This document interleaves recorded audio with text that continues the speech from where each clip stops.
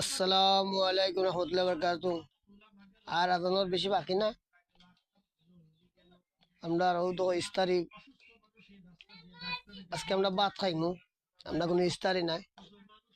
ওই তো